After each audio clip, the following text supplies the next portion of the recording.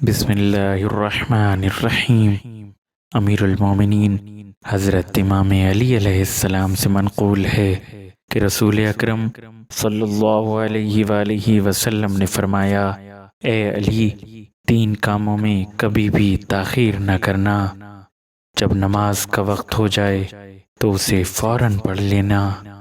جب جنازہ حاضر ہو جائے یعنی کسی کا انتقال ہو جائے تو فوراً اس کی تجہیز و تکفین کر دینا۔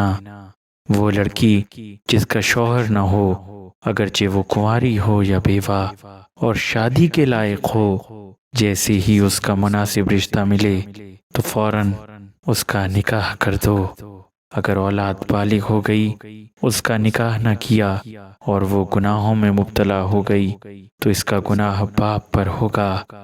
آج جوان لڑکے اور لڑکیوں کی وقت پر شادی نہ ہونے کی وجہ سے ہی معاشرے میں گناہوں اور بدکاریوں کا سیلاب امنڈ آیا ہے۔